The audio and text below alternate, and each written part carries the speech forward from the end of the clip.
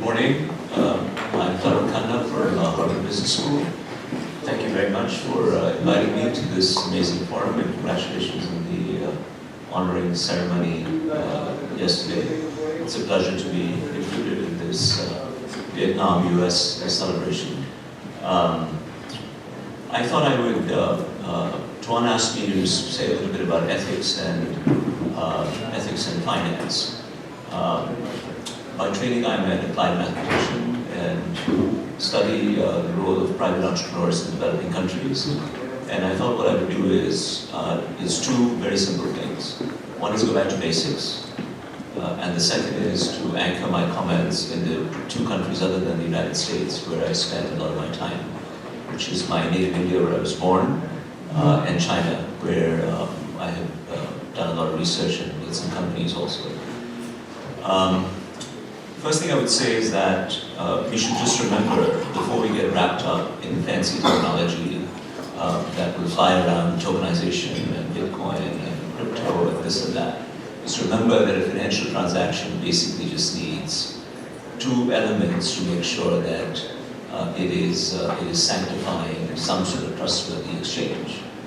Ex ante, it needs good information about who the transacting parties are. In other words, I need to know who I'm transacting with, who am I remitting money to, who am I sourcing money from, borrowing from, who am I investing in. Very simple. And the second is ex post, if there's any ambiguity in how the transaction is executed, I need some mechanism of redress. Now, if I look around the world, particularly the populous countries, China and India account for 43% of the world population now, and are still amongst the fastest growing countries in the world, large economies in the world.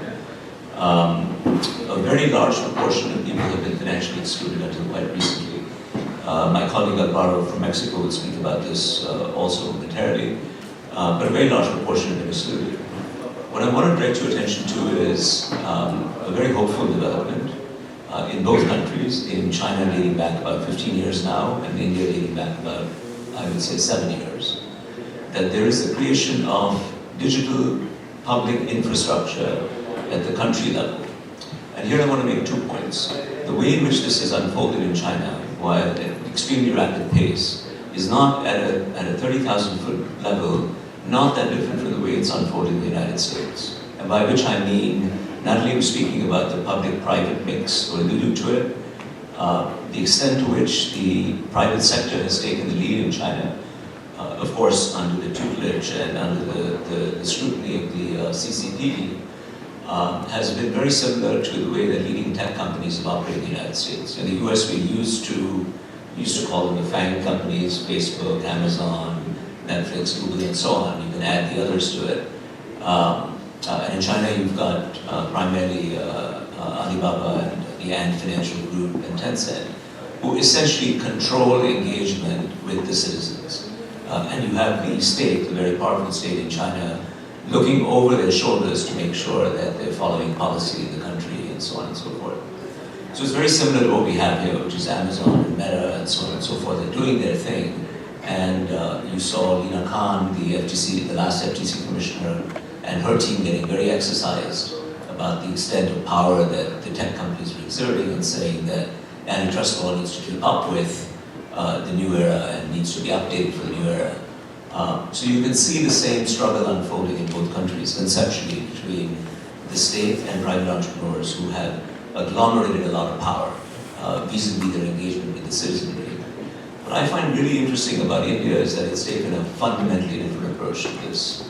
It's basically taken the approach that we meaning Indians, don't want private entrepreneurs to control engagement with the state, to control digital engagement with the citizens. And therefore, digital infrastructure will be like a digital public road. Just like you have roads that anybody can use, leave aside the toll roads for a second. You have roads that anybody can route, physical roads. Digital roads should be accessible equally to everybody. And this is a technological project. Frankly, a leapfrogging of any country's infrastructure, including China's, including the United States, to have what has now come to be known as India Stack, and is now rolling out to across, I think, about 17 countries have begun to adopt India Stack and roll into it. But the idea then is that everybody has equal and unfettered access to digital access, and no individual company can dominate it. There's an elaborate set of software protocols at the country level that have been built up. But the reason all this is important, going back to trust in finance, is that now it has become, about 10 years ago, it was very common to have fictitious individuals, by which I mean people who don't actually exist, but who have fake ID, who were quote-unquote transacting with the state, claiming benefits from the state, and essentially a form of brand fraud that was going on in broad daylight with no mechanism to police it. That has been more or less completely eliminated. So if you look at the investment that the state has put in building the digital public infrastructure, and look at the returns on investment by the reduction in fraud, it is an IRR, internal rate of return, in the thousands of %. So it's money very well spent. Just like you had fake individuals, you also had people who were real individuals who were too excluded from the social and economic mainstream to have any way of representing. In Latin we had this concept of I have the body, which is habeas corpus, right?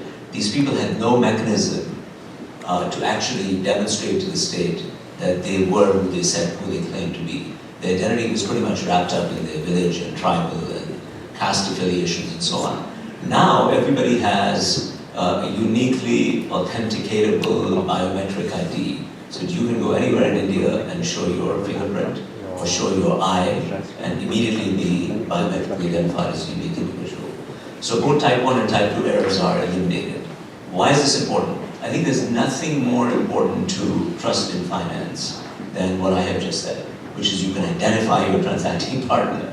Everything else is hocus pocus. If you can't find your transacting partner or know that you are remitting money, if I had to remit money to my friend Alvaro, but Alvaro has no way to prove that the body in front of me is Alvaro's, the entire transaction is suspect from day one. So that problem has been eliminated in one fell swoop. It's also the case that transacting rates now in India with the latest data are asymptotically trending almost to zero. The cost of a financial transaction, far lower than any other country in the world. So my submission to you is that we are seeing the unfolding of an experiment in digital financial assets and digital transactions of all sorts, actually, that is going to be extremely interesting. And that's the reason why there is now a new foundation set up with the Rockefeller Foundation to essentially take this India stack and roll it across different countries. We have countries like Japan, France, and a lot of developing countries adopting bits and pieces of it. So I will stop with that. Again, my suggestion to you is that if you want to think about trust in finance, there are really only two. I find myself personally, I'm reasonably well educated and reasonably immersed in this field, and I find myself getting all wrapped up in knots when I hear complicated terminology, tokenization, bit this, bit that, and I'm a mathematician by training, so I know that there are a lot of people who are really confused.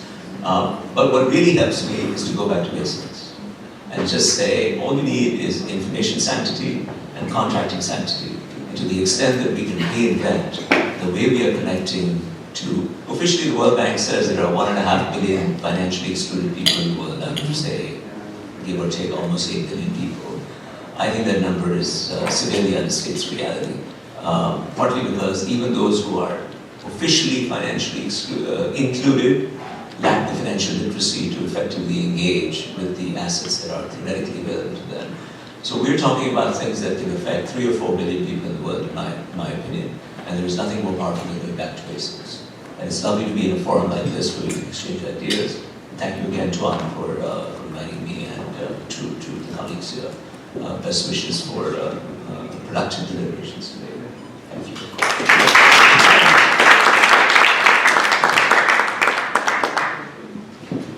Professor Khanna, thank you.